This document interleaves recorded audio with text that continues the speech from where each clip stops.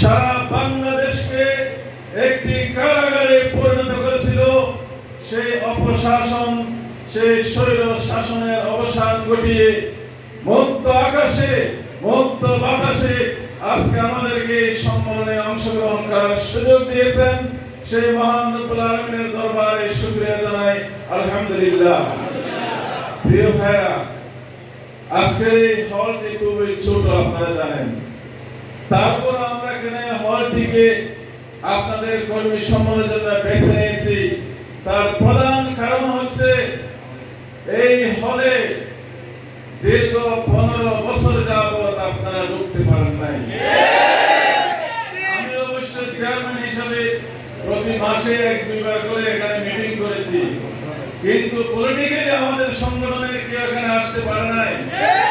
তাই আমরা মুক্ত আকাশে, মুক্ত বাতাসে, নতুন বাংলাদেশে আমাদের প্রথম মিটিংটা উপজেলা হেডকোয়ার্টারের এই সম্মেলন কক্ষে করার আমরা সিদ্ধান্ত নিয়েছি। সুতরাং আজকে থেকে আপনাদের এখান থেকে পথ চলা শুরু হয়েছে। বঙ্গভবনে গিয়ে পথ চলা শেষ হবে ইনশাআল্লাহ। প্রিয় ভাইরা, আমার প্রধান অতিথি কথা বলবেন, এই জন্য বেশি কথা আমি বলবো না। দু একটা কথা বলতে চাই। পৃথিবীর ইতিহাসে দেখা যায়, কোন স্বৈর শাসক, কোন জালিম যখন নির্যাতনের, স্বৈর শাসনের মাত্রা অতিক্রম করে, তখন আল্লাহর ফায়সালা সেখানে এসে যায়। আমরা নমরুদকে দেখেছি, তার পতন হয়েছে। ফেরাউনকে দেখেছি, তার পতন হয়েছে। আবু জেহেল, আবু লাহাবের পতন হয়েছে। বাংলাদেশ স্বাধীন হওয়ার পরে শেখ মুজিবুর রহমান এমন একটি দেশ গঠন করেছিলেন, তার মৃত্যুর আগে একটা স্লোগান ছিল, এক নেতার এক দেশ, শেখ মুজিবের বাংলাদেশ। কিন্তু আমরা দেখেছি 15 আগস্ট 75-এর সেই শেখ মুজিবের বাংলাদেশ আর ছিল না, জনগণের বাংলাদেশে পরিণত হয়েছিল। আর আজকে আমরা 2024 সালের 5 আগস্ট আমরা দেখেছি বাংলাদেশকে আবারও যখন এক নেতার এক দেশ, শেখ হাসিনার বাংলাদেশে পরিণত করা হয়েছিল।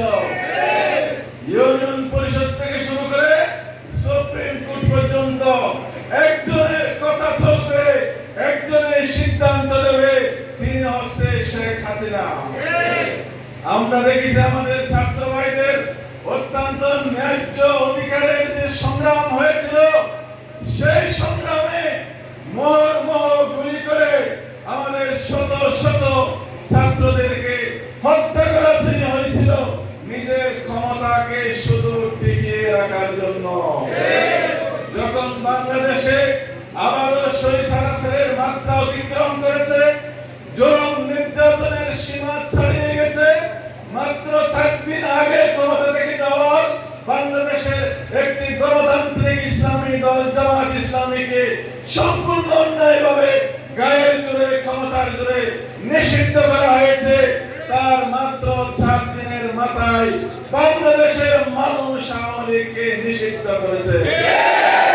ভাইরা, যারা জামাতের নেতৃবৃন্দকে ফাঁসি দিয়েছিল, যারা আল্লামা দেলোয়ার হোসেন সাঈদীকে প্রহসন করে, চিকিৎসার প্রহসন করে যারা হত্যা করেছে, যারা বাংলাদেশের শীর্ষস্থানীয় আলেম ওলামাদের হাতের মধ্যে হাত করা পেরিয়েছে, ডান্ডা পেরিয়েছে, আজকে জনগণের অভ্যুত্থানের মুখে তাদের পতন হয়েছে। আল্লাহ তাআলা দেখেন, আল্লাহ তাআলা সময় মতো শিক্ষা দেন। বিচারপতি শামসুদ্দিন চৌধুরী মানিক, যিনি গর্ব করে বলেছিলেন, আমি সাঈদীকে ফাঁসি দিয়েছি, ঠিক কিনা? আজকে তার অবস্থা কি হয়েছে? তুমি আমাদের নেতৃবৃন্দকে জেলের সেলের মধ্যে ঢুকিয়েছো। আল্লাহ তাআলা তোমাকে সীমান্তের বড় জঙ্গলে কলাপাতার বিছানায় আল্লাহ পাক শোয়ে দেখিয়েছেন আল্লাহর বিচার কিরকম হয়। আমার কথা শেষ করছি। আমরা বারবার বলতাম একটা কথা, মেঘ দেখে কেউ করিস না ভয়, আড়ালে তার আশার সূর্য হাসে, হারা শোষের হারা হাসি অন্ধকারে ফিরে আসে, একথা আমরা বলতাম। কিন্তু আমাদের নেতৃবৃন্দ, আমাদের কর্মীরা বলতেন, এই সময় কখন আসবে, এই সময় কখন আসবে। আল্লাহ তাআলা সেই সময় আমাদের সামনে এনে দিয়েছেন। আজকে তার প্রমাণ হয়েছে। আজকে মেঘ সরে গেছে, সত্যের আলোতে আবার সারা বাংলাদেশ উদ্ভাসিত হয়েছে। টেকনাফ থেকে তেতুলিয়া বঙ্গভবন পর্যন্ত আজকে নারায়ে তাকবীরের স্লোগানে মুখরিত হচ্ছে। প্রিয় ভাইরা, আমার শেষ কথা হলো, এই বিজয় আমাদের চূড়ান্ত বিজয় নয়, বরঞ্চ এই বিজয় আমাদের চূড়ান্ত বিজয়ের ক্ষেত্র রচনা করে দিয়েছে। আমাদেরকে আরো অনেক পথ যেতে হবে। 5 আগস্টে একটি নতুন বাংলাদেশ আমরা পেয়েছি। নতুন বাংলাদেশে পুরাতন কোন দলের শাসন মানুষ চায় না। নতুন বাংলাদেশে নতুন নতুন দলের শাসন মানুষ চায়। আওয়ামী লীগ, বিএনপি, জাতীয় পার্টির পরীক্ষা হয়ে গেছে। সারা বাংলাদেশের মানুষ আশায় বুক বেঁধেছে। নতুন বাংলাদেশে নতুন শাসন ছাড়া চায়। জামাত ইসলামী যদি এদেশের রাষ্ট্র ক্ষমতায় যেতে পারে, তাহলে নতুন বাংলাদেশের স্বপ্ন পূরণ করা সম্ভব হবে।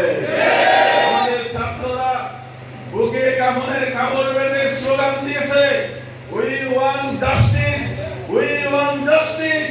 আমরা ন্যায় বিচার চাই, আমরা ন্যায় বিচার চাই, ঠিক কিনা? তাহলে নতুন বাংলাদেশের স্বপ্ন ন্যায় বিচার প্রতিষ্ঠার স্বপ্ন।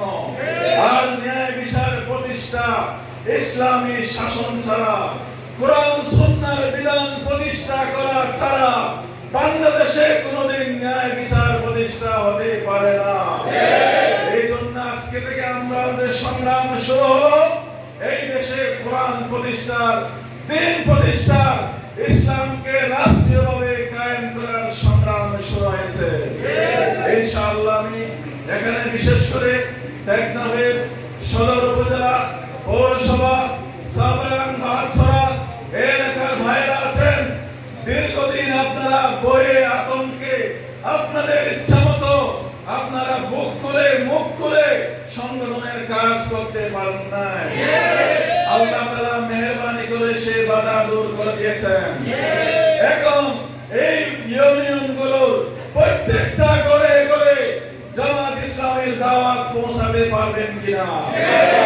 এই এলাকাগুলোর প্রত্যেকটা গ্রামকে জামাত ইসলামের দুর্গে পরিণত করতে পারবেন কিনা? ইনশাআল্লাহ কোনো ভয় নেই। ষড়যন্ত্র আল্লাহ পাক শেষ করে দিয়েছেন। এরপর যদি কেউ ষড়যন্ত্র করার জন্য মাথা তুলে, বাংলাদেশের জনগণ সেই মাথা দোলায় মিশে দেবে ইনশাআল্লাহ। নির্ভয়ে নির্বিঘ্নে এই টেকনাফকে ইসলামী আন্দোলনের দুর্জয় ঘাঁটিতে পরিণত করার জন্য সকলের প্রতি আহ্বান জানিয়ে আমার বক্তব্য এখানে শেষ করলাম। আসসালামু আলাইকুম ওয়া রাহমাতুল্লাহ।